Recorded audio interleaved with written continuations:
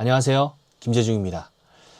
오늘 이 시간에는 연극이 가지고 있는 아주 특별한 힘, 연극의 교육적 가치에 대해서 알아보도록 하겠습니다.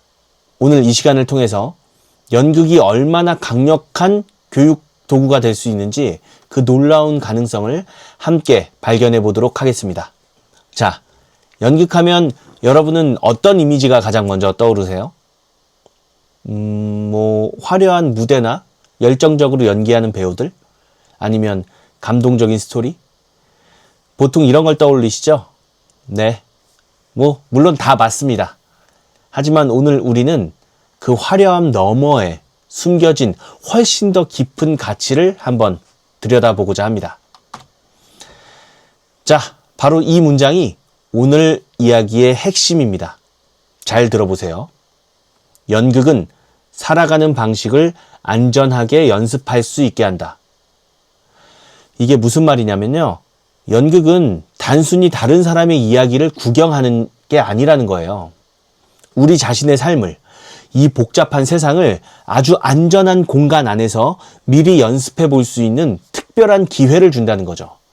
바로 이 지점에 연극의 엄청난 교육적 힘이 시작됩니다.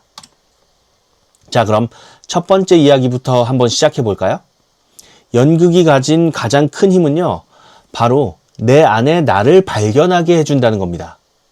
아니, 무대 위에서 다른 사람을 연기하는데 어떻게 진짜 나를 찾을 수 있냐고요? 생각해 보세요. 내가 어떤 역할을 맡는다고 하면 그 사람처럼 말하고 그 사람처럼 생각하고 또 그 사람처럼 행동해야 하잖아요. 이 과정에서 평소에는 전혀 쓰지 않던 단어나 몸짓을 사용하게 되면서 언어 능력과 자기 표현 능력이 자연스럽게 늘어나는 거죠. 또 다른 사람의 삶을 상상하면서 창의력은 풍부해지고 동료들 앞에서 연기하면서 내 표현이 조금 어색한가 하고 객관적으로 나를 돌아볼 기회도 생깁니다. 스스로를 고쳐나가는 거죠. 그러니까 이 모든 경험이 차곡차곡 쌓여서 자신감과 소통 능력에 아주 단단한 기반이 되는 거예요. 무대 위에서의 특별한 경험을 통해서 나 자신을 더 깊이 이해하게 되고 마침내 나만의 고유한 목소리, 나만의 개성을 찾아 더 선명하게 다듬어 갈 수 있게 되는 겁니다. 자, 이렇게 나에 대해서 조금 알게 됐다면 이제 시선을 바깥으로 한번 돌려봐야겠죠? 연극은 나의 성장으로 그치지 않고 다른 사람과의 관계를 배우는 아주 훌륭한 연습장이 되어줍니다. 혼자가 아니라 우리로서 세상을 배우게 되는 거죠. 그 중심에는 바로 역지사지라는 개념이 있어요. 다른 사람의 입장이 되어서 생각해 본다는 거죠. 다른 사람의 신발을 신고 하루 종일 걸어보기 전까지는 그 사람을 판단하지 말라는 인디언 속담이 있어요.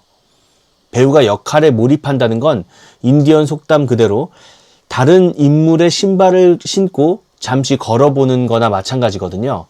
이런 경험들을 통해서 우리는 자연스럽게 자기 중심적인 생각에서 벗어나서 다른 사람을 이해하고 배려하는 마음을 배우게 됩니다. 이게 정말 재밌는 지점인데요. 연극이 사회성이라고 하는 좀 막연한 개념을 아주 구체적인 단계로 보여준다는 거예요. 그냥 책상에 앉아서 남을 배려해야 한다 이렇게 배우는 것이 아니라요. 직접 다른 사람의 삶을 연기해 보면서 배려와 협동이 왜 필요한지를 몸으로, 마음으로 느끼게 되는 거죠. 그리고 이거 정말 중요한 포인트죠. 연극은 절대 혼자서는 할 수 없는 예술이라는 거예요. 조명, 음향, 배우, 연출 이 모든 사람들이 각자의 자리에서 자기 역할을 책임감 있게 해내고 또 서로 소통하고 협력해야만 비로소 하나의 멋진 무대가 만들어지잖아요. 이 과정 자체가 바로 팀워크의 가치를 배우고 더 나아가서 민주시민으로서 꼭 필요한 소통과 존중의 자세를 기르는 훈련이 되는 겁니다. 자, 지금까지 이야기한 연극의 이런 힘들을 아예 작정하고 교육 현장에 적극적으로 활용하면 어떻게 될까요? 바로 그게 교육 연극입니다. 이제 연극이 단순히 무대를 넘어서 어떻게 교실 그 자체가 될 수 있는지 한번 알아보겠습니다. 일반 연극이랑 교육 연극이랑 뭐가 다르냐고요? 딱 하나만 기억하시면 됩니다. 바로 목표가 다르다는 겁니다. 일반 연극은 관객에게 보여줄 완성도 높은 공연이 목표잖아요.